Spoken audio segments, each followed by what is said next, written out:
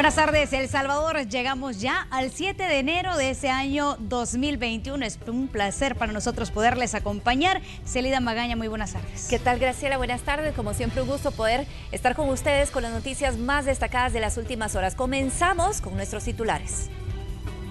Sudagrip, con una familia de antigripales completa para aliviar los síntomas de la gripe, presenta los titulares de Noticiero Hechos. Continúa la polémica por los recursos para Fomilenio 2, el pago del FODES a las alcaldías y el aumento de la pensión mínima. Tras los vetos del presidente y la resolución de la sala, los diputados deben buscar nuevas fuentes de financiamiento. Dos nuevos avisos por evasión fiscal presentó el ministro de Hacienda ante la Fiscalía. Lo no declarado por una persona natural y una empresa asciende a $400,000. Ya le contamos.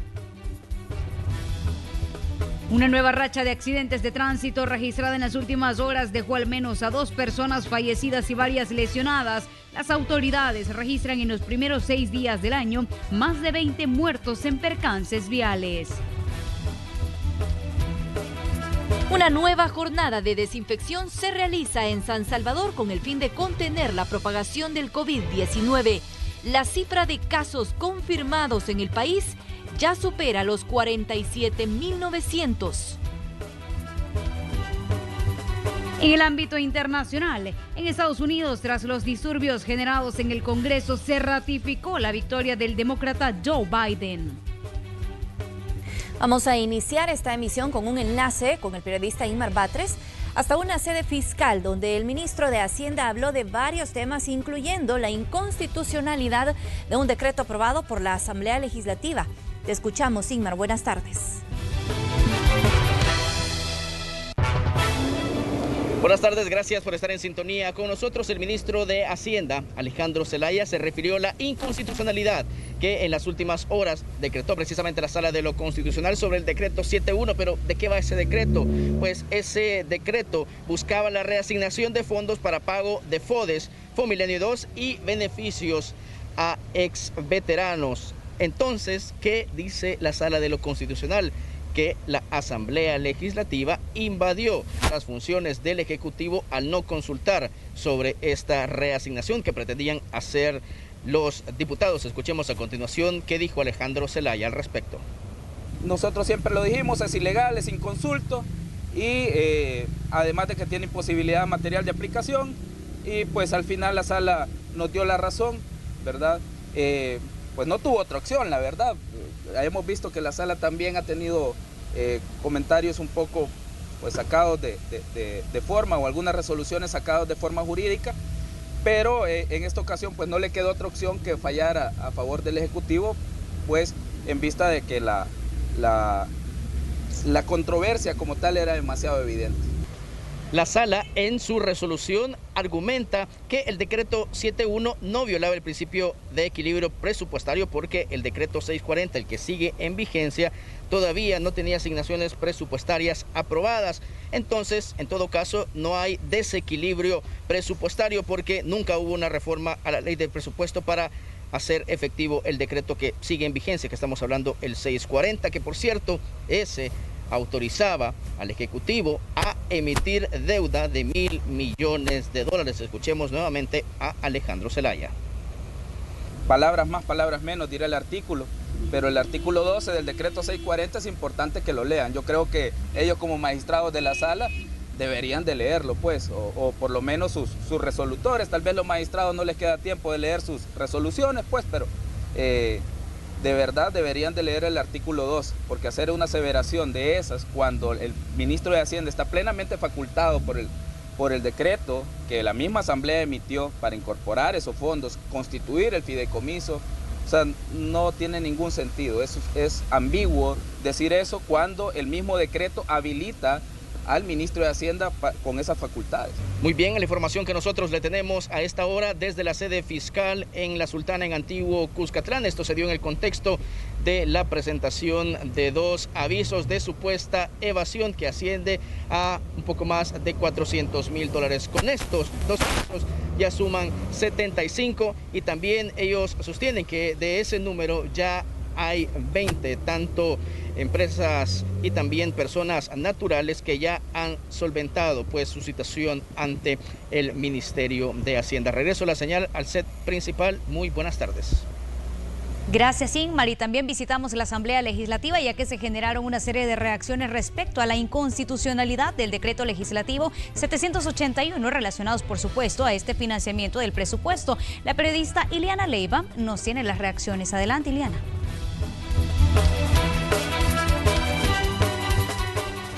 Buenas tardes. Efectivamente, este día los diputados de la Asamblea Legislativa han reaccionado ante la decisión de la Sala de lo Constitucional de declarar inconstitucional el decreto 781 por contener un vicio de forma. Hay que recordar que este decreto 781, que estuvo en controversia, modificó el decreto 640, el cual destinaba fondos para el pago del FODES, proveedores del sector privado, Fomilenio y también un fondo para los veteranos. Ante esto, los legisladores han dicho que acatarán la sentencia.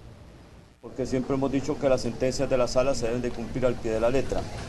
Si nosotros al momento de estructurar, digamos, la redistribución de esos 354 millones de dólares, lo hicimos y no tomando en cuenta algunos aspectos que la sala ha observado, pues por supuesto, las leyes no son perfectas.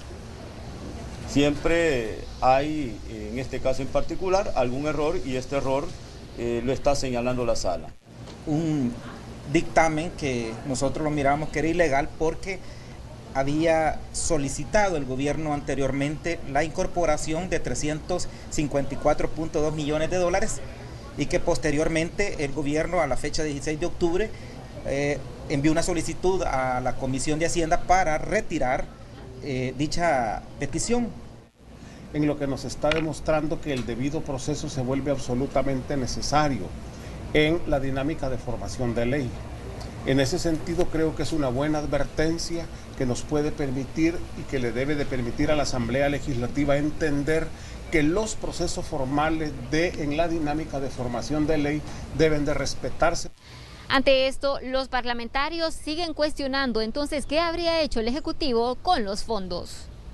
Que la negativa del gobierno a cumplir con esto es porque había utilizado los fondos. Eso que dijo, esos fondos no existen. Entonces vuelve la pregunta, ¿y entonces qué hicieron con los fondos públicos? ¿Qué han hecho con esos 354 millones de dólares? ¿A dónde están los 354 millones de dólares? Nosotros entendimos que cuando emitimos un decreto, el decreto 640, que da paso a emitir deuda por 1.000 millones de dólares, de esos 1.000 millones de dólares, habían 354 posiblemente, porque en un primer momento estaban totalmente etiquetados. Se violentó el decreto 640. La sala tuvo que haber observado eso. La Asamblea Legislativa ha dicho que ante esta situación seguirán convocando a los funcionarios del gobierno para que puedan explicar el uso de los fondos y también que se puedan evitar este tipo de situaciones. Con esta información regreso con ustedes. Feliz tarde. Feliz tarde para ti, Ileana. Muchas gracias por compartirnos la información. Y queremos comentar que las alcaldías del país ya suman 9 meses que no se les entrega el FODES. Y ante este escenario, el alcalde de Mexicano, Simón Paz, ha brindado su postura. Las 262 alcaldías del país continúan sin recibir el FODES. A la fecha ya son 9 meses de atraso en la entrega de los fondos. En el caso de la alcaldía de Mexicanos, son más de $1 millón que se les adeuda, de acuerdo al edil Simón Paz. Debido a esto, muchos proyectos quedaron inconclusos en distintas comunidades, paralizando el desarrollo local del municipio. El FODES es un derecho que le asiste a las 262 municipalidades del país. Es algo que está regulado en una ley específica y por lo tanto es una obligación del señor ministro de Hacienda de entregar esos dineros. En el caso de Mexicano, la deuda del gobierno para con este gobierno municipal ya llega al $1.600.000. Estamos hablando un poquito más, un poquito menos. Nosotros nos ingresa alrededor de $188.000 mensuales. Sin embargo, pese a la falta de fondos, la comuna ha priorizado sus gastos, focalizando los recursos en aquellos programas destinados al combate de la pandemia del coronavirus, así como la ayuda a las familias afectadas durante las tormentas que azotaron el país, la reactivación económica del municipio y la mejora de la red vial. Sin embargo, no nos hemos detenido. Las necesidades de las comunidades producto de la pandemia, lo que quedaron fueron estancadas, ¿verdad? No solucionadas, sino que estancadas. Y que hoy, después de lo más difícil de la pandemia, hemos iniciado dándole respuesta a nuestras comunidades en las diferentes obras que ustedes ya tienen conocimiento que estamos desarrollando. Estamos desarrollando ya la segunda fase de la recuperación vial. Seguimos con nuestro proyecto de la recuperación de espacios comunitarios ahí en las comunidades. Seguimos con nuestros programas sociales y todo eso haciendo esfuerzos en materia económica. A nivel nacional, las autoridades sanitarias reportan un leve incremento en los casos de COVID-19. En el municipio de Mexicanos, el mes de diciembre cerró con un promedio de 15 nuevos casos diarios, cuando en meses anteriores se registró un promedio de 3 nuevos casos. Para evitar el incremento del contagio comunitario, la próxima semana se relanzará el programa integral de bioseguridad. Hemos tomado la decisión como Consejo Municipal volver a motivar a nuestra población en el autocuido que cada uno de nosotros debemos de ser responsables. Pero para eso, como gobierno municipal, también vamos a dotar de insumos y esas medidas las vamos a estar dando a conocer el próximo lunes a las 7:30 de la mañana. Va a ser aquí. De acuerdo al edil de Mexicanos, el pago de tasas e impuestos municipales ha permitido la continuidad de diferentes proyectos enfocados en combatir la pandemia del COVID-19. Con imágenes e informe de Enrique López, Noticiero Hechos. Y el alcalde de La Libertad, Miguel Jiménez, fue denunciado ante la Fiscalía General de la República por supuesto peculado. Quienes lo acusan sostienen que Jiménez en 2017 fue condenado por la Corte de Cuentas de la República a devolver más de $100,000 de unas auditorías que no se realizaron. Sin embargo, los fondos desaparecieron. Todo era para una asesoría financiera que nunca existió, ya que los contables de la alcaldía municipal fueron los que pusieron al día las cuentas de la alcaldía para poder optar por un préstamo de 9 millones, ¿verdad? Así que de esa manera fue que ellos simularon una asesoría financiera que nunca existió y está comprobado. Es más, los concejales de su mismo partido, Fracción Arena, han pusieron aviso sobre ese delito, pues que ya va por años y no ha habido una respuesta. Fue un robo descarado, o sea, un cheque que se lo robaron de manera descarada, $101,700. Y para conocer qué podemos esperar para las próximas horas en cuanto a las condiciones del tiempo, nos enlazamos con el meteorólogo Roberto González hasta el Observatorio Ambiental del Ministerio de Medio Ambiente y Recursos Naturales. Adelante con el informe. Desde el Ministerio de Medio Ambiente se informan las condiciones de tiempo previstas para este jueves 7 de enero de 2021. Este día hemos amanecido con cielos poco nublados, sobre todo en la zona oriental. Estamos observando un frente frío que se ubica sobre el Golfo de México. Ya para en horas de la tarde, este frente frío estará ubicado sobre la península de Yucatán y este mismo va a orientar una vaguada prefrontal hacia Centroamérica, lo cual va a permitir que en nuestro territorio nacional se incremente la nubosidad en horas de la tarde y primeras horas de la noche, generando precipitaciones al norte del territorio nacional. Estas precipitaciones serán de leve a moderada intensidad y también lo tendremos a lo largo de la cadena volcánica central y occidental. No descartamos que cuando se estén generando estas precipitaciones se llegue a generar alguna actividad eléctrica aislada. Con respecto a las temperaturas, estas van a estar rondando entre los 29 y 31 grados Celsius en la zona centro y occidente del país, la zona oriental alcanzando los 35 grados Celsius, generando un ambiente cálido desde la zona centro-occidente y muy cálido en la zona oriental. Con respecto a las temperaturas mínimas, mañana vamos a experimentar temperaturas que ronden entre los 16 a 18 grados Celsius en la zona centro y occidente del país, la zona oriental alcanzando entre los 19 a 20 grados Celsius y zonas altas y montañosas entre los 10 a 13 grados Celsius. Estas son las condiciones previstas para este día. Muchísimas gracias y es momento de hacer una pequeña pausa. Pero cuando regresemos hablamos de la racha de accidentes que lamentablemente se ha registrado durante las últimas horas. Con eso volvemos.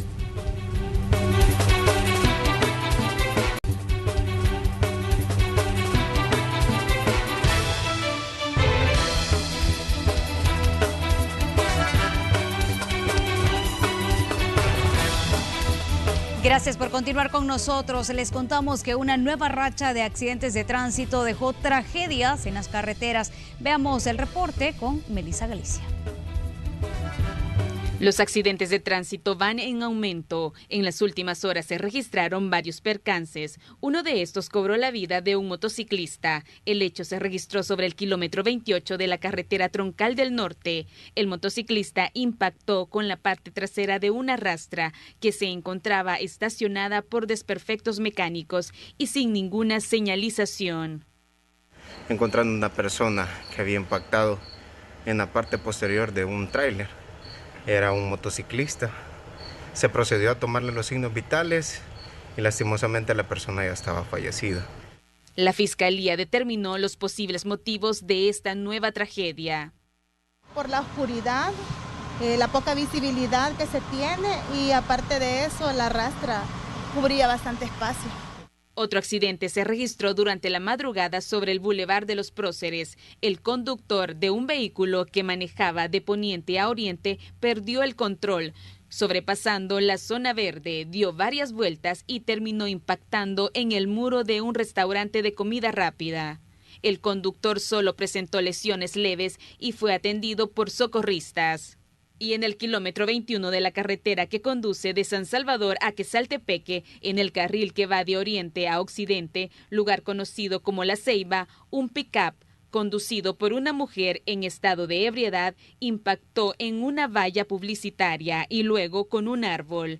La responsable del accidente fue detenida en vías de investigación. Las autoridades destacan que la distracción al conducir y manejar bajo los efectos del alcohol son las principales causas de percances viales. Con imágenes de José Delgado, Noticiero Hechos, Melissa Galicia. Otra tragedia vial se registró sobre el kilómetro 60 de la carretera que de San Salvador conduce hacia Santa Ana. Un camión que transportaba verduras impactó con la parte trasera de una rastra que se encontraba estacionada. En el percance falleció Norma Portillo, quien quedó entre los hierros de la cabina del camión. Bomberos intervino con maquinaria para liberar su cuerpo.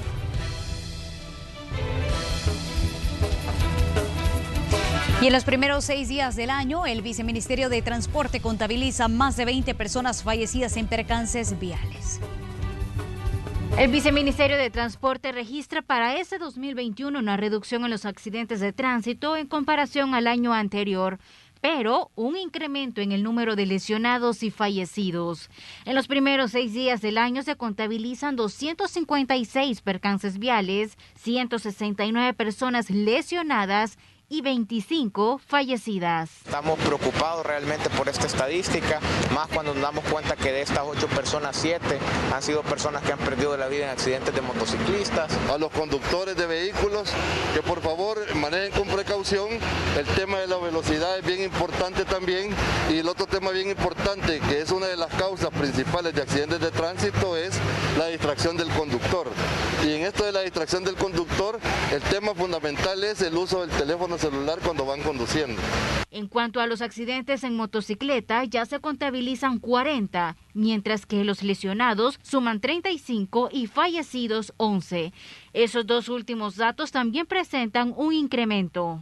Los accidentes en motocicleta siguen siendo un elemento importante. Aproximadamente el 30% de los accidentes que se registran tienen que ver con motociclistas.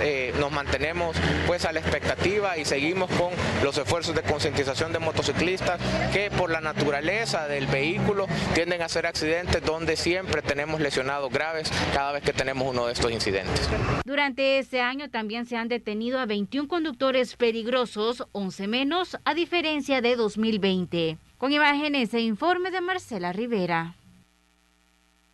Y un microbús particular se incendió en horas de la noche en el Boulevard Constitución, en las cercanías del paso a desnivel del Monumento a la Constitución. El microbús fue consumido totalmente por las llamas. Los residentes de la zona quedaron sin servicio de internet y cable, ya que las llamas alcanzaron el tendido eléctrico. El conductor del microbús se encontraba en estado de ebriedad.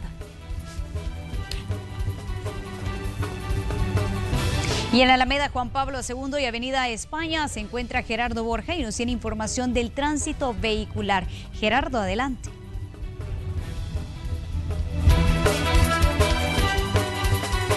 Gracias, compañeros en el estudio, amigos televidentes. A esta hora información del tráfico desde la Avenida España y Alameda Juan Pablo II. A esta hora las imágenes de los conductores que se desplazan o vienen, mejor dicho, desde el sector del barrio San Miguelito buscando incorporarse a la Alameda Juan Pablo II, o van a seguir toda la Avenida España hasta llegar al centro de San Salvador. Como pueden apreciar en las imágenes, ahí ya podemos ver ya los vehículos que lograron pasar el semáforo rojo llegando al kilómetro 0. En este momento inician la marcha los conductores que se desplazan sobre la Alameda Juan Pablo II, quienes vienen en el carril de ascenso buscando hacia el sector occidente, buscando pasar frente al parque infantil. Podemos apreciar una carga de vehículos bastante considerable. Son de verdad decenas de vehículos los que están circulando, por lo menos a esta hora en este tramo. Voy a girar un poco más y mostramos el otro carril que conduce hacia el sector de Soyapango, siempre sobre la Alameda Juan Pablo II, quienes se desplazan hacia el oriente del país. También el mismo panorama, carga vehicular. A esta hora, tómelo en cuenta, este es el ambiente, este es el tráfico con el que usted se va a encontrar a esta hora en la intersección de la Avenida España y Alameda Juan Pablo II. Con estas imágenes y este reporte del tráfico, yo regreso la señal a los estudios. Gracias, Gerardo, por el reporte. Y queremos comentarle que en San Salvador se realiza una nueva jornada de limpieza y desinfección, esto con el propósito de evitar la propagación del COVID-19. La periodista Marcela Rivera se encuentra en el lugar y desde ahí nos informa. Adelante, Marcela.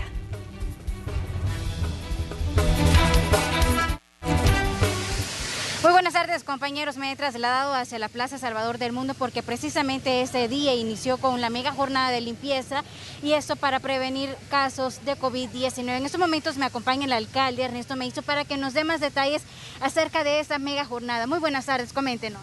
Bueno, hoy iniciamos una campaña masiva de concientización y también de higienización o sanitización de nuestras calles, espacios públicos, plazas, con el fin de contener y prevenir el contagio de COVID-19. Si bien hay una apertura de la actividad económica, ha habido una leve alza de contagios y debemos de hacer nuestra parte, dado que el virus sigue acá, para contener, para prevenir y para seguir realizando nuestros esfuerzos y guardando las recomendaciones de bioseguridad para evitar los contagios. Y nosotros como alcaldía, pues hacer nuestra parte para mantener higienizadas nuestras calles en todos los distritos de San Salvador, para mantener higienizadas aquellos lugares donde hay bastante transitabilidad de gente peatonal, para que podamos pues evitar una alza de contagios que venga a saturar nuestro sistema de salud y que venga a complicarnos nuevamente. ¿Qué otras medidas se estarían implementando también para concientizar a la población que haga uso de la mascarilla? Bueno, seguimos evitando aglomeraciones, seguimos todos los actos que se hacen, pues se hacen con distanciamiento, evitando aglomeraciones, obligando el uso de mascarillas, el uso de alcohol gel. Hemos puesto lavamanos en las diferentes plazas, como los que pueden ver acá. Estamos repartiendo alcohol gel, estamos repartiendo kits sanitarios. En fin, estamos realizando labores de prevención que nos ayudan a que se sume más gente en esto, que solo lo podemos hacer juntos. Solo juntos podemos detener esa alza de contagios y juntos podemos protegernos y proteger a las demás personas. Muchísimas gracias, alcalde. Bueno, amigos televidentes, compañeros, esa es parte de la información que les tengo desde la Plaza Salvador del Mundo.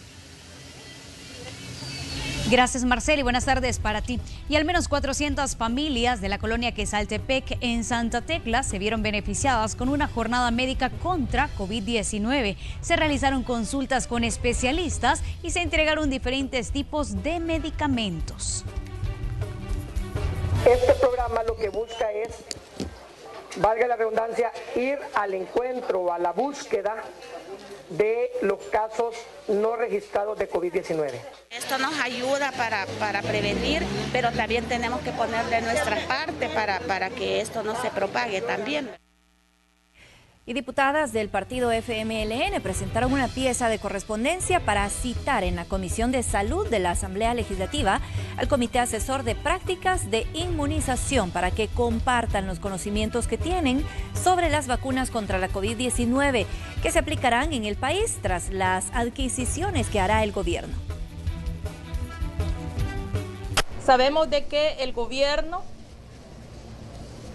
ha dicho en un primer momento que iba a ser vacuna de AstraZeneca, luego se está hablando de vacuna de Pfizer, pero por lo tanto nosotros queremos que estos especialistas, estos expertos, geriatras, pediatras, infectólogos, virólogos de nuestro país, den a conocer cuáles serían los aportes y el conocimiento que ellos tienen sobre las diferentes vacunas del COVID-19 que se están dando en el mundo y cómo ellos ven ya la parte de vacunación a la población salvadoreña.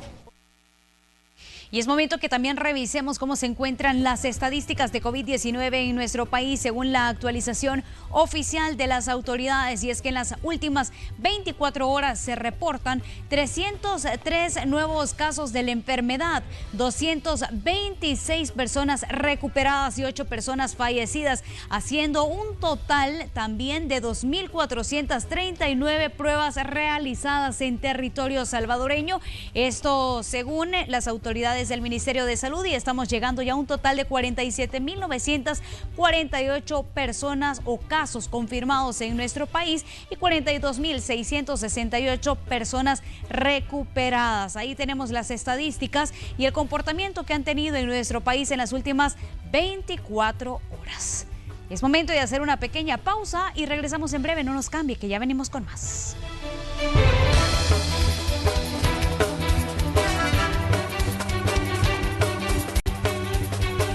Gracias por continuar en nuestra sintonía. Es momento de actualizar la información de carácter internacional. Les cuento que el Congreso de los Estados Unidos validó el jueves ya en horas de la madrugada la victoria de Joe Biden en las elecciones presidenciales, el último paso antes de su investidura el 20 de enero.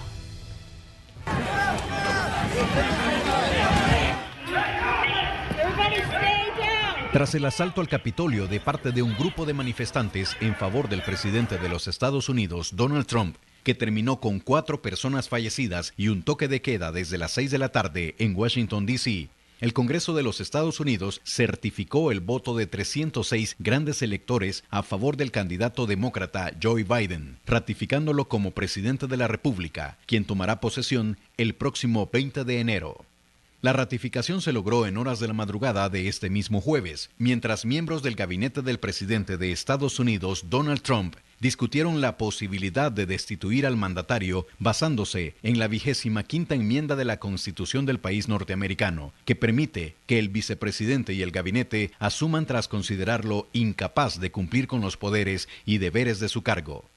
Trump no solo fue bloqueado por la red social en Twitter, sino también parece que sus allegados le dan la espalda. Se conoció de la renuncia de Mike Mulvaney, su ex jefe de gabinete y enviado especial en Irlanda del Norte, Matthew Pottinger, el viceasesor de Seguridad Nacional, Stephanie Grisham, jefa de gabinete de la primera dama y exsecretaria de prensa de la Casa Blanca, el secretario social de la Casa Blanca, Ricky Niceta, y la subsecretaria de prensa, Sarah Matthews. La cantidad de renuncias podría incrementar según fuentes cercanas al mandatario, mientras el FBI ha iniciado una investigación para determinar. Y el mundo ha condenado la violencia que se vivió en los Estados Unidos. Hay pronunciamientos de grandes potencias mundiales y también de la Organización de Naciones Unidas. El secretario general de las Naciones Unidas, Antonio Guterres, dijo estar entristecido por los hechos recientes y el presidente de la Asamblea General, Volkan Bozniak, posteó en su red social de Twitter, profundamente preocupado por la violencia en el Capitolio en Washington y la interrupción del proceso democrático en el país anfitrión de la ONU. Por su parte, Rusia, que no tiene buenas relaciones con el país norteamericano, dijo a través de la primera ministra de Relaciones Exteriores que el sistema electoral arcaico de Estados Unidos no cumple criterios democráticos. Moscú se ha sentido a menudo ofuscado por las críticas procedentes de Estados Unidos sobre la democracia rusa bajo la presidencia de Vladimir Putin y ha replicado acusando a la potencia occidental de hipocresía y condescendencia. Por su parte, el primer ministro del Reino Unido, Boris Johnson, tuiteó: Estados Unidos representa la democracia en todo el mundo y ahora es vital que haya una transición pacífica y ordenada del poder. Otros aliados europeos estaban igualmente horrorizados por lo que describieron como un ataque a la democracia estadounidense. Algunos criticaron directamente a Trump. Trump y sus partidarios deberían aceptar finalmente la decisión del electorado estadounidense y dejar de pisotear la democracia, tuiteó Heiko Maas, ministro de Asuntos Exteriores de Alemania. En Puerto Rico, muchas personas recurrieron a las redes sociales y bromearon que ese territorio estadounidense ya no quería la estatidad.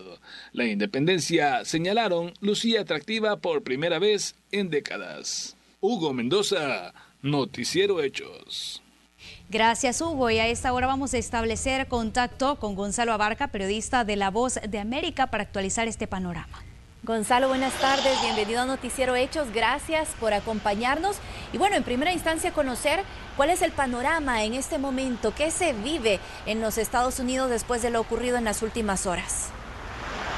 Gracias, un placer saludarte. Como ves, ya las calles están muchísimo más tranquilas. Ha bajado la gran tensión, la gran pasión, prácticamente el caos que reinó en la Alameda Nacional. Las calles hoy en Washington lucen más tranquilas. Sin embargo, el debate continúa apasionado y es precisamente la presidenta de la Cámara, Nancy Pelosi, quien, junto al líder de la minoría, el demócrata Chuck Schumer, están hablando de invocar la enmienda número 25 para declarar incompetente al presidente de Estados Unidos, Donald Trump. En este caso, obviamente es un proceso largo. Tienen que conversar con miembros del gabinete, tienen que conversar con los legisladores, tanto del bando de ellos demócratas como los republicanos. Sin embargo, lo que se está dando es único, es un terreno nuevo. Nadie ha pisado este terreno anterior. Lo que hemos visto ayer no solamente ha impresionado, y como bien lo dijiste en los reportajes que vimos, no solamente impresionado en el exterior, sino aquí en Estados Unidos mismo, ha tenido un impacto impresionante. Varias personas, como también lo has dicho, miembros, colaboradores cercanos del presidente, renunciando ante lo que ellos consideran una violación al orden constitucional de Estados Unidos. Gonzalo, y aquí hay un aspecto bien importante también, porque estamos a 13 días apenas de la toma de posesión ya de Joe Biden como presidente de los Estados Unidos. Y pues también quisiera conocer qué implicaría si se invoca la Carta Magna de los Estados Unidos, porque pues 13 días es un margen bastante mínimo que le queda ahí al presidente Trump. Eso es lo que actúa exactamente, digamos, eso es lo que en este momento están considerando. Si se invoca el artículo, la enmienda número 25, demoraría aproximadamente semana y media en el debate, en todo el proceso que se debe dar. Así es que para muchos sería un esfuerzo superfluo que, si llega incluso a darse, pues solamente actuaría por 5 días. De manera que, y obviamente, dividiría más el país. Hay que aclarar también, y esto es muy importante para todos los televidentes, Donald Trump tiene seguidores, tiene 74 millones de seguidores, que estamos hablando de grueso calado, ¿eh? Tampoco es que tampoco es que el presidente tiene solamente 1,000 o tiene 1 millón. Tiene 74 millones de estadounidenses han apostado por Donald Trump. Les gusta su agenda, les gusta su actitud, si se quiere, desafiante. Sin embargo, un grupo menor constituye su base, que fue precisamente quienes llegaron aquí, quienes descendieron a la Alameda Nacional aquí en Washington para no solamente manifestarle su apoyo, sino también para ir al Capitolio y tratar de decirle, era la intención de ellos, a los tanto senadores como congresistas, de que la elección del 3 de noviembre fue amañada, que estuvo viciada de nulidad. Así es que los seguidores continúan. Donald Trump, mucho cuidado, sigue siendo la fuerza más importante del Partido Republicano en este momento. Ningún otro miembro del Partido Republicano puede llegar y movilizar 74 millones de personas como hizo Donald Trump en las elecciones anteriores. Así es que es interesante mantener en cuenta que él seguirá dominando la política del Partido Republicano. Ahora, dañado lo que sucedió ayer, lo dañó. Probablemente muchos analistas consideran que fue un golpe muy fuerte, obviamente, pero él seguirá tratando de mantener esa hegemonía que tiene en este momento en el Partido Republicano. Y bueno, mal que bien, los demócratas deberán también, aunque tienen mayoría ahora, deberán pasar a través de él para conseguir una serie de proyectos que ellos desean pasar, porque Donald Trump sigue siendo una fuerza importante, como te digo, política aquí en Estados Unidos. Claro. Gonzalo, ¿qué ha dicho el FBI y qué es lo que podemos esperar en términos de seguridad para las próximas horas y obviamente para los eventos que ya se tienen programados? Bueno, fíjate que para que tengas una idea, para que todos tengan una idea, para poder ingresar no al Capitolio, donde van a realizar los actos de traspaso de poderes, sino a la Alameda Nacional, se requiere que tú tienes que entregar tu nombre a las agencias de seguridad de Estados Unidos para poder ingresar a la Alameda Nacional. Ni siquiera al Capitolio, a la Alameda Nacional, que colinda con el Capitolio. Va a haber una serie de mallas, una serie de barreras que impiden el paso. Te van a dar un paso, pero ese paso no es que tú llegas ese mismo día y lo entregas. Tienes que hacerlo desde hace 2 semanas.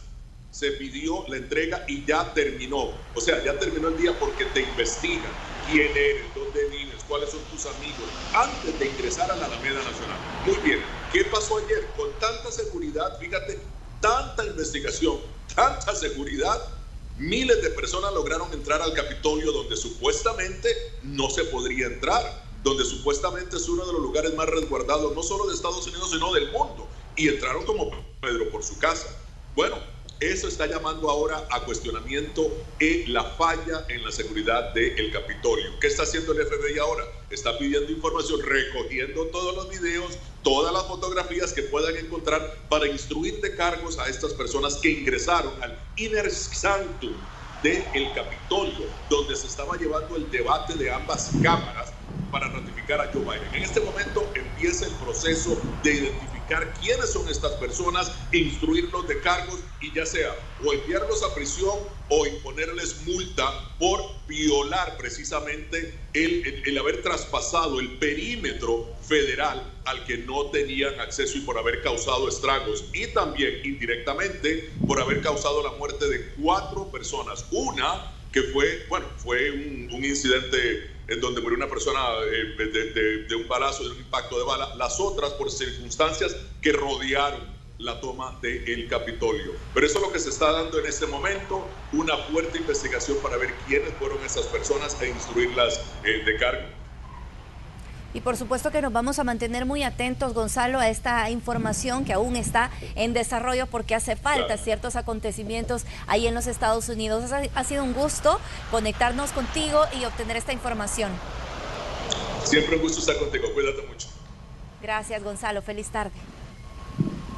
Y como era de esperarse, se generan diversas reacciones. En nuestro país, los diputados condenaron estos disturbios registrados en el Capitolio de los Estados Unidos, donde los simpatizantes del presidente Trump ingresaron a la sesión de conteo de votos electorales que darían oficialmente la victoria de los comicios presidenciales al Joe Biden, que de hecho se hizo, como se lo adelantábamos, esta madrugada.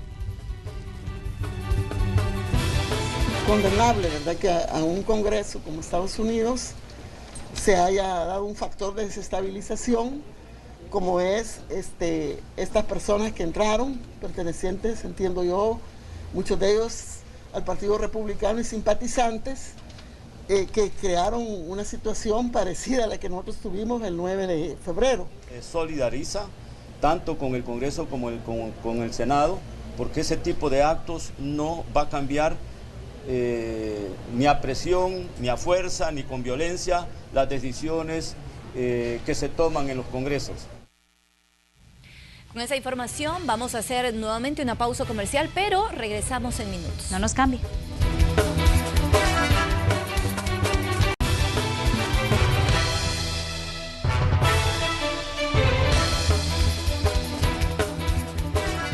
Gracias por continuar en nuestra sintonía. Hoy nos acompaña en la entrevista de esta tarde Israel Montano, secretario general de Andes 21 de junio, con quien vamos a conversar acerca de la suspensión del inicio de clases que ya había anunciado las autoridades, en este caso semipresencial, pues ahora se anunció que serán siempre virtuales. Bienvenido a Noticiero Hechos. Gracias por esa oportunidad, Célida. Un espacio muy importante para informar al pueblo salvadoreño, especialmente al Magisterio Nacional. Así que nosotros como gremial estábamos desde un inicio no compartiendo la idea de iniciar el año presencialmente. Sin embargo, las decisiones de las autoridades del Ministerio de Educación, del Ministro de Salud y de la Ministra de Educación el día 5 de enero le dieron un giro tal como el magisterio estábamos pensando, de manera que los niños y las niñas, los jóvenes, no podían iniciar el año escolar presencialmente debido a que la información que tenemos a nivel internacional, vemos cómo está incrementando el contagio de COVID-19 y que esa nueva ola de contagio viene un poco más agresiva que la primera. Entonces, en ese contexto, pues dijimos que íbamos a pronunciarnos el día de ayer y lo hicimos ahora a través de este medio, a que aprovecho la oportunidad que nos dan para que el magisterio esté obviamente en contacto con nosotros y decirles pues que vamos a continuar con el proceso de educación virtual, es decir, el seguimiento y la continuidad educativa que se ha venido dando. Como magisterio estamos comprometidos, ahí hay un compromiso del Magisterio Nacional. Yo quiero aprovechar para felicitar a todos los maestros y maestras del país, porque aún la pandemia el año recién pasado nos encontró desprevenidos, sin ninguna preparación para este tipo de problemas. Sin embargo, salimos adelante, por eso esas felicitaciones para los maestros y maestras de todo el país. De igual manera, felicitar a los padres y madres de familia, dado que en Andes 21 de junio tenemos un movimiento que se llama Movimiento Pedagógico Salvadoreño, donde aglutinamos a los padres de familia, a los estudiantes, para ver las necesidades educativas y cómo mejorar y hacer propuestas para elaborar políticas públicas educativas. En ese contexto, los padres de familia jugaron un papel muy importante en este proceso y vimos cómo ellos realmente, yo les digo, por primera vez en la historia, vimos cómo los padres se preocuparon al estar con sus hijos en la casa, preparando y haciendo tareas y llamando a los maestros. Es decir, fue una experiencia maravillosa, espectacular, la cual consideramos que este año vamos a mejorar las deficiencias que hayan. Por ejemplo, nosotros tenemos en nuestras estadísticas que hay una gran cantidad de maestros que padecen de enfermedades crónicas. Son 17,000 maestros que padecen de ese tipo de enfermedades, los cuales ellos tampoco no pueden asistir a los centros educativos. Hago un llamado a todos los directores y a algunos asistentes técnicos pedagógicos de que están como obligando a que los profesores lleguen a la escuela. Pienso que así como está el contagio en este momento, podría también desatarse un contagio generalizado en el sistema educativo y es lo que nosotros estamos previendo. Por esa razón, nosotros compartimos lo que la ministra de Educación acordó con el ministro de Salud el día 5 de enero. Sin embargo, en algún momento tendrían que regresar a las clases dependiendo lo que diga el Ministerio de Salud. En ese sentido, va la siguiente pregunta. ¿Están o no están preparados las diferentes escuelas de nuestro país para ese posible retorno que tendríamos que tener más adelante? Y pregunto esto porque el Ministerio de Educación también había habilitado una página en la que cada uno de los centros escolares se había inscrito y tenían que cumplir con ciertos protocolos y al parecer ya estaba todo listo para ese inicio semipresencial. Claro, es que el Ministerio de Salud tendrá que dar como quien dice, el banderillazo de entrada a la escuela. Sin embargo, las condiciones en que están los más de 5,000 centros educativos que existen en el sistema educativo salvadoreño, se requieren recursos y en ese contexto hay que ser honestos y decir, no se tienen los recursos financieros necesarios para que en la escuela haya, por ejemplo, un proceso de descontaminación o sanitización que se le llama, para que vayan con mucha seguridad los niños y los maestros al centro educativo. Lo otro es que con los niños cuesta. Los niños de kinder a 6º grado es muy difícil que ellos se van a aguantar mantenerse la mascarilla, para decir algo, el distanciamiento social. A los niños les gusta la diversión, el juego, el deporte. Eso es mentira. Entonces sería como un foco de contagio. Nosotros consideramos que no está preparado en este momento el magisterio con los elementos. Sin embargo, yo estaba leyendo la circular número 1 del año 2021 que la ministra hizo público el día de ayer, y realmente allí aparece que ya hay como una calendarización para que los recursos necesarios que necesita la escuela, pues qué bien, nosotros felicitamos ese tipo de acciones y consideramos que cada centro educativo, cada consejo directivo escolar tiene que hacer suyo los recursos necesarios para las medidas de bioseguridad que deben existir en la escuela, porque es necesario el proceso de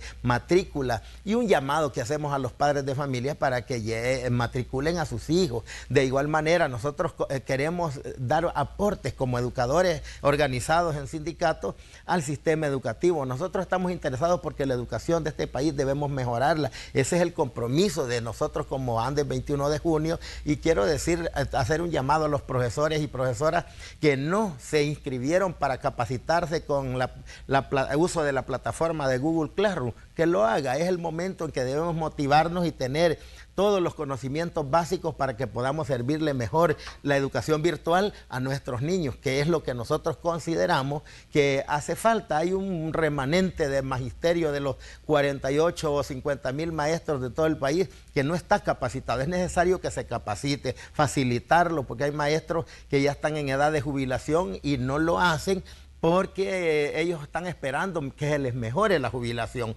Ese es otro tema importante que como Andes lo ponemos a la mesa de discusión, y le pedimos en la conferencia ayer a la señora ministra que instalemos una mesa de diálogo permanente para ir viendo y dándole seguimiento a los problemas serios que tiene el sistema educativo, y de esa manera que la educación se le siente una base y un rumbo que necesitamos darle, no solo el Ministerio de Educación, sino que también los maestros, un compromiso mutuo para que la dirección que lleve el sistema educativo sea para mejorar a nuestros niños y niñas. Eso es como el compromiso de la comunidad educativa, que lo hacemos a través del movimiento pedagógico salvadoreño. Israel, sí. ¿Ustedes tienen registros de cuántos maestros han fallecido a consecuencia del COVID-19? Y me gustaría que nos explique un poco también sobre las razones y qué es lo que ha ocurrido con los niveles de contagio, considerando que el sistema educativo fue uno de los primeros en detenerse y se empezaron a dar las clases de forma virtual. Claro, mire, el registro en concreto no lo tenemos porque nosotros llevamos como un registro del gremio, ¿verdad? Y sí, hemos tenido un porcentaje muy grande de compañeros, y si yo hago la revisión en el Facebook, en nuestras páginas de Facebook que tenemos, nos aparecen casi más de 100 profesores, ¿verdad? Porque muchos de ellos han muerto no en la estadística bajo COVID-19, sino que fallecieron en el hogar. Y dice allí que por una neumonía atípica, y se le ponen neumonía atípica, en la práctica es COVID-19, que no fue registrado en el Ministerio de Salud. Y de igual manera, los que sí están registrados, el porcentaje es menor, pero tenemos una cantidad de compañeros que han fallecido con neumonía atípica. Entonces, si nosotros sumamos esa cantidad, se nos hacen más de 100. Ahora, los contagiados, hay compañeros, realmente es una gran cantidad, padres de familia y niños. Ahí hay un impacto psicológico en nuestros estudiantes cuando los niños dicen, y mi profesor ya no lo voy a ver nunca, ya no lo miro. Entonces, ¿quién le da la atención? El ministerio el año pasado implementó procesos psíquicos para poder mejorar y poder contribuir al desarrollo de la estabilidad emocional de la comunidad educativa. Eso es algo importantísimo. Nosotros como gremio también lo hemos hecho, ¿verdad? Y hacemos ese llamado para que esos son como los temas que debemos discutir en la mesa con el Ministerio de Educación, para ver cómo los profesionales de la psicología nos coordinamos y poderle dar atención a las diferentes comunidades para mejorar ese repliegue, digamos, ese daño que ha sufrido la comunidad educativa y, por qué no decir, los familiares de nuestros compañeros maestros, que yo aprovecho la oportunidad para darles el saludo de solidaridad, de pésame a todos los familiares de maestros y maestras que han caído en esta pandemia y los que todavía estamos expuestos pues a esta pandemia, y por eso es necesario nosotros, allí yo lo dije el día ayer en la conferencia, que era necesario también aportes. Antes del 21 de junio elaboramos un libro, ¿verdad?, que se llama Me cuido y nos cuidamos en familia y en comunidad. Ese libro surgió porque nosotros en casa perdimos el sueño. Había momentos que pasábamos 24 horas sin dormir, con una crisis generada por la información que daban todos los medios, y entonces perdimos como la noción de tiempo y nos sentamos a trabajar un grupo de compañeras, de 15 compañeras de un proyecto de pedagogía no sexista e inclusiva.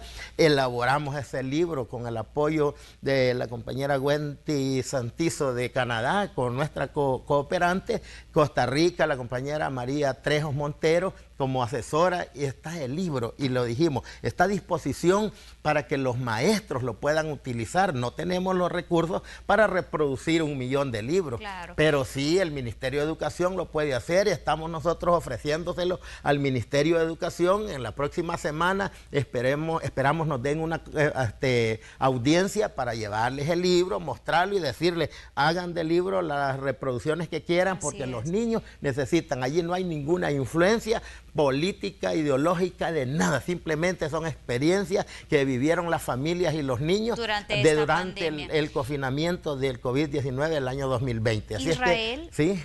En este caso, por ejemplo, ya que hemos tocado el tema de la violencia psicológica que sufrieron muchos de los niños durante este periodo de confinamiento, también usted hacía mención que se van a comenzar a tratar estos temas, pero ¿cómo tienen pensado hacerlo? Porque es bastante difícil también, tomando en cuenta que nos encontramos trabajando de manera no presencial. Claro. Es que fíjense que nosotros tenemos propuestas, hemos hecho por escrito las propuestas, se han enviado.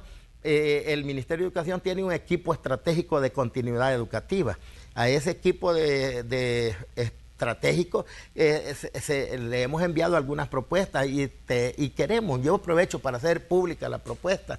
El Ministerio de Educación puede hacer uso de la Radio Nacional, de la televisión Canal 10, ¿verdad? Y poner, por ejemplo, un programa y anunciarlo, ¿verdad? Durante toda la semana, que el sábado a tales horas van a haber 1 hora de exposición del psicólogo tal, para poder ayudar a la familia salvadoreña, y que la obligación de nosotros como maestros va a ser conectarnos a esa hora con la televisión, con la radio o una cadena que ellos pueden hacer de media hora, ¿verdad?, para poder concientizar a la sociedad sobre los efectos psicológicos que la pandemia ha generado, y eso nos va a ayudar para que mejoremos las familias, las comunidades, nuestros niños y nosotros. Es decir, ese tipo de propuestas nosotros las hacemos así propositivas, porque es necesario, si tenemos una comunidad saludable, nosotros como educadores vamos a poder trabajar de la mejor manera con ellos, y eso es lo que estamos queriendo facilitar. Israel, hablando de eso, en los países europeos se habla de volver al confinamiento porque las estadísticas han subido, ya ellos incluso pasaron de una segunda ola hasta, se menciona, una tercera ola de COVID-19. Acá en el territorio salvadoreño ha sido diferente, desde el principio se tomaron medidas, al menos con la parte educativa, y las clases se han mantenido de forma virtual. Sin embargo, en Europa se habla de las afectaciones emocionales a los niños cuando se produjo el confinamiento, es decir, cuando no pudieron tener las clases de forma presencial. ¿Ustedes han realizado algún tipo de estudio acá en el territorio salvadoreño para conocer un poco cuáles son esas afectaciones emocionales a los niños por no tener las clases de forma presencial? Claro que sí, Célida. Fíjese que antes del 21 de junio es parte de la Internacional de la Educación para América Latina, IEAL. Yo soy miembro del Comité Regional de la Internacional de la Educación en América Latina, y en una reunión virtual acordamos hacer un estudio regional Y en el estudio regional, ¿verdad? Nos responsabilizamos cada sindicato en cada país a hacer un sondeo. Nosotros hicimos un sondeo, no quiero decir que fue grande, pero consultamos a 750 profesores a nivel nacional por la vía virtual. Y esa consulta que nosotros hicimos en El Salvador se envió de inmediato a una red de estrado que se llama en América Latina, con sede en Belo Horizonte, Brasil, con la Universidad, ¿verdad?, de Belo Horizonte, y ellos están haciendo el estudio. Al nomás salir ese estudio, nos van a enviar el documento para ver cuál fue el resultado. Luego tuvimos 2 reuniones donde cada uno de nosotros explicó cuál fue la situación, cómo vivimos el confinamiento, los niños, las niñas, los padres de familia, los maestros, porque el confinamiento genera otro tipo de problemas. Ya decía la compañera por ejemplo, la violencia familiar, intrafamiliar, es decir, como que estar en el confinamiento genera problemas cuando especialmente nuestra base popular, la gente de las colonias populares, las casas son muy chiquititas, ¿no? Y estar todos amontonados, eso no genera una condición saludable para la familia, más cuando la familia es ampliada, es grande, tiene más de 5 miembros. Entonces, esa situación la recogimos en el estudio. Esperamos, al nomás tener ese estudio, nosotros lo vamos a hacer público, vamos a llamar a los medios y lo vamos a compartir, porque creo que el sindicato, nosotros estamos en la lógica de ser el sindicato del siglo XXI, sindicato del nuevo momento, no ya dejar aquellos, las experiencias del pasado, donde era el garrote, la piedra, la llanta, quemar, encadenar, encerrar. No, ese tipo de acciones las hicimos en el pasado porque las condiciones lo ameritaron. Hoy estamos en otros momentos, pero eso no significa que no podríamos regresar nosotros a ese tipo de acciones. Pero la actitud de Andes 21 de junio es un sindicato propositivo, un sindicato que primero la propuesta y después la protesta. Eso nos va a garantizar que crezcamos y que nosotros apoyemos independientemente quién gobierne, sino que lo importante es mejorar la educación para servirle mejor a nuestros niños y niñas. Esa es la actitud de nuestro sindicato hoy, y estamos en la lógica de poderle servir a toda la comunidad educativa. Me gustaría que pudiéramos compartir, si ustedes tienen algunas estadísticas de la deserción escolar que nos dejó este año 2020, y sabemos que todavía está ese proceso de inscripción de los estudiantes aún latente en nuestro país, y se tiene previsto para el 11 de enero conocer hasta cierto punto también qué tanto ven ustedes la cantidad de estudiantes que se están inscribiendo. 2 puntos importantes en este momento. Claro, nosotros lo haríamos. Fíjate que tenemos conexión con las 14 directivas de nuestro sindicato, y poder con ellos hacer como un breve estudio en un par de días que nos queda para tener esos datos y poderlos compartir con todos los medios de comunicación, porque esto nos ayudaría a ver el por qué el niño se retira de la escuela. No es solo porque se quiera retirar, sino que la educación virtual también tiene ventajas y desventajas. Por ejemplo, en las zonas rurales hay lugares donde no hay conectividad, no hay acceso de la internet. Podrían los niños tener el teléfono porque le han pedido a sus familiares que están en los Estados Unidos, pero no se pueden conectar en internet, no hay señal. Y en otros lugares y en otras familias no tienen el dinero adecuado para comprar las herramientas tecnológicas, es decir, tablets, computadoras, teléfonos inteligentes y los paquetes de internet, los paquetes residenciales, etcétera. Nosotros hemos hecho propuestas y le hemos dicho al Ministerio de Educación que el Estado salvadoreño como Estado y el Ministerio de Educación es necesario que haga convenios con las empresas privadas de telefonía para que puedan dotar mecanismos a través de un código para que todo el niño que esté inscrito, ¿verdad?, y matriculado en los centros escolares públicos, cierta compañía se encargue de facilitarle el internet de gratis a ese número telefónico. De esa manera estarían solidarizándose en este momento de crisis, de pandemia, con la sociedad salvadoreña, como agradecimiento de todas las ganancias que han tenido desde que se privatizó Antel hasta hoy. Entonces nosotros consideramos que ese tipo de pláticas se deben hacer con las empresas para que podamos contribuir y de esa manera mejorar la educación del país, que es lo que necesitamos las y los salvadoreños. Y eso refiriéndose un poco a los alumnos, pero sí, los maestros que están agremiados a ANDES 21 de junio ¿cuentan con las herramientas necesarias para poder impartir las clases desde casa? Fíjate que no. Tengo que ser honesto y decir no. Hay compañeros que el teléfono apenas le alcanza. Si ya grabó 20 fotos, 3 audios, 5 audios, tiene que descargarlo inmediatamente y eso no le facilita al maestro tener una herramienta que pueda ser más efectivo. Por eso se hizo la petición que el Ministerio de Educación también tiene que dotar de una computadora al maestro, ¿verdad? Para que el maestro tenga una computadora y desde allí él pueda, ¿verdad?, conectarse directamente y desde allí la plataforma del uso de la Google Classroom, que es la que le sirve para poder hacer su trabajo respectivo. A nosotros un poco nos preocupa la teleclase y el teletrabajo, perdón, y el trabajo virtual, porque a la larga uno no sabe qué impactos puede tener en la economía mundial estos fenómenos de la pandemia del COVID-19, y a la larga podría decir, hay 40.000 profesores, vamos a despedir 20 y van a trabajar 20, porque 20 están más capacitados y esos 20 atienden a toda la población virtualmente con su computadora. Entonces eso podría llevarnos a un peligro. Por eso los maestros estamos preparándonos de las dos maneras. Y otra cosa es que la educación presencial es insustituible. Eso quiere decir que es imposible que nosotros vamos a generar solidaridad, amor, empatía con el niño a través de un equipo tecnológico. Es necesario verlo, tocarlo, abrazarlo, sentirlo, jugar, ¿verdad?, contar con la presencia de nuestro estudiante, y eso los niños genera también otro impacto psicológico si el niño no lo tiene. Entonces nosotros como educadores consideramos que tiene que hacerse las dos cosas, la educación virtual y la educación presencial, que tiene que ir tal como se estaba diseñado en el Ministerio de Educación, para que eso nos ayude. Yo creo que eso lo podemos hacer si nosotros nos preparamos en las mejores condiciones, que es lo que antes del 21 de junio estamos preparando, y por eso vuelvo a hacer el llamado a la ministra de Educación, instalemos una mesa integral de diálogo, de discusión, para darle seguimiento a este tipo de temas, los cuales van a generar y van a mejorar la educación de este país. Antes 21 de junio es propositivo, porque eso es lo que nosotros queremos, mejorar la educación de este país. ¿Y han encontrado ustedes apertura de parte de las autoridades del Ministerio de Educación hasta este momento? Claro, fíjese que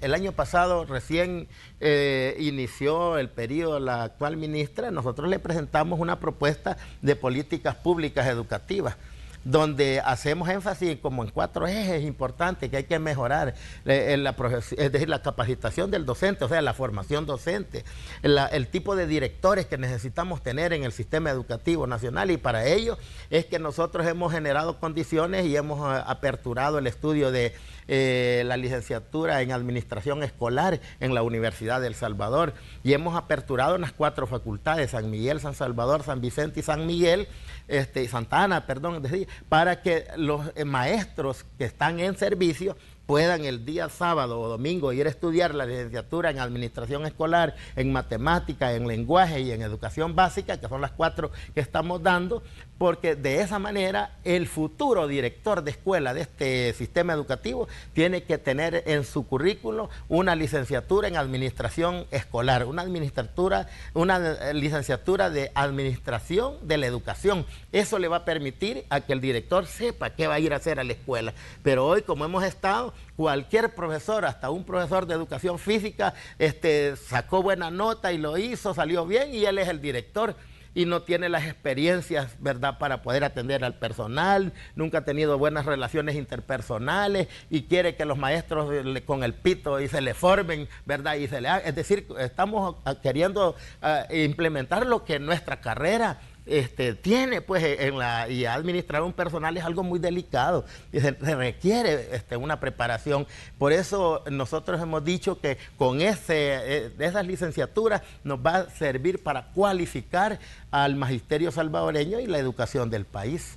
Usted mencionaba, Israel, que dentro de las estadísticas que manejan hay una gran cantidad de maestros que actualmente están laborando y que padecen de alguna enfermedad crónica. Esto los coloca dentro de un grupo vulnerable ante el COVID-19. ¿Han tenido algún acercamiento con las autoridades sanitarias para ver si estarán dentro de la prioridad para ser vacunados? Claro que sí, nosotros tenemos 2 representantes, un propietario y un suplente en el Consejo Directivo del Instituto Salvadoreño de Bienestar Magisterial, el licenciado Francisco Cruz Martínez y la compañera Gloria de María Roque. Ambos son nuestros representantes en el ISBM y desde allí se está haciendo un trabajo muy eficaz, muy bueno. Yo quiero felicitar al Instituto Salvadoreño de Bienestar Magisterial porque se hace todo lo humanamente posible para que implementemos cómo se le va a servir al maestro de la mejor manera. En la época del confinamiento se establecieron mecanismos que el IBM en vehículos de él se le llevaba el medicamento al maestro a su casa y se le iba a dejar, se lo iba a traer para una consulta al maestro y el mismo ISBM lo llevaba. Mire, es algo impresionante. Nosotros realmente felicitamos esas acciones que hizo el ICBM y consideramos que hoy, al nomás que se priorice la llegada, al nomás que llegue la vacuna para prevenir el COVID-19, va a ser una de las propuestas, ya la tenemos elaborada la propuesta, ya nuestros compañeros la están haciendo, va a ser el Instituto Salvadoreño del ISBM el que nosotros le vamos a pedir al Ministerio de Salud que facilite al ISBM que él atienda a los maestros en el tema de COVID-19, porque de esa manera vamos a estarle dando la atención de salud a los maestros y las maestras, ¿verdad?, en la época de crisis pandémica. Así es, Israel, le agradecemos muchísimo el habernos acompañado y compartido con nosotros su postura acerca de este regreso a clases, pero no de manera semipresencial y de otros temas. Gracias. Bueno, gracias a ustedes por la oportunidad y un saludo para todos los maestros y maestras del Salvador. Gracias, feliz tarde para usted. Vamos a hacer nuevamente una pausa y volvemos en minutos.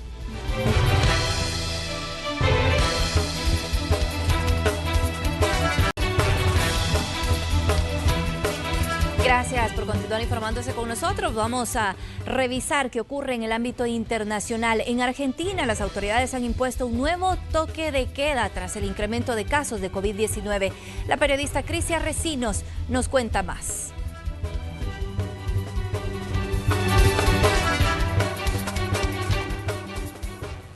Célida, Graciela, como siempre es un gusto saludarles a ustedes y toda la audiencia de Noticiero Hechos. Efectivamente, en Argentina se ha decidido tomar una nueva medida restrictiva, tomando en cuenta el número de personas contagiadas por coronavirus en el país. Se trata de un toque de queda sanitario. ¿Qué quiere decir esto? Que a partir del próximo viernes 8 de enero se estaría restringiendo la circulación de personas entre las 11 de la noche y las 6 de la mañana del día siguiente. También habría ciertas restricciones en bares, restaurantes y centros comerciales para tratar de reducir la incidencia del virus, tomando en cuenta que están incrementando los casos. Por ejemplo, en las últimas 24 horas se reportaron 13.441 nuevos contagios y más de 190 personas que fallecieron por la enfermedad. Argentina acumula hasta este momento 1.6 millones de contagiados y se encuentra en la primera etapa de vacunación contra el virus, que está dedicada a las personas que tratan a los enfermos, es decir, los profesionales de salud. Esta es la información, aunque no se descarta que en las próximas horas haya nuevas medidas para reducir la incidencia de la enfermedad en el país. Con esto regreso la señal a los estudios principales. Muy buenas tardes. Gracias, Crisia. Buenas tardes para ti. Y Nicaragua es uno de los 5 países de América Latina que no podría inmunizar masivamente a su población contra el COVID-19 hasta el 2023, según un análisis publicado por la Unidad de Inteligencia del Economista. Hasta ahora el gobierno del presidente Daniel Ortega guarda silencio sobre el avance en el proceso de adquisición de una vacuna o sobre un plan nacional de vacunación. El Salvador, Honduras y Nicaragua integran una lista de 10 países que recibirán vacunas sin costo alguno a través del Fondo de Acceso Global para Vacunas COVAX, liderado por la Organización Mundial de la Salud. Sin embargo, esto solo cubrirá un 20% de la población. Y Japón declaró el estado de emergencia en Tokio y en 3 regiones más ante el aumento de los contagios de coronavirus. que en la capital batieron un nuevo récord diario con 2.447. La medida estará en vigencia hasta el 7 de febrero. Los bares y restaurantes deberán cerrar a las 8 de la noche y están prohibidas las aglomeraciones de personas. Las nuevas normativas no implican sanciones, sino que son un importante pedido mientras el país hace malabares para mantener su economía activa. Lore, feliz tarde para ti también. Y también queremos pedirles a todos ustedes a que por favor puedan unirse a esta petición. Urge un donante de plasma de personas recuperadas de COVID-19, tipo de sangre o RH positivo, para el paciente Ricardo Humberto Chavarría Quijano. Si está interesado en donar, cualquier información puede llamar al número 7940-7295 con Claudia Quijano de Chavarría.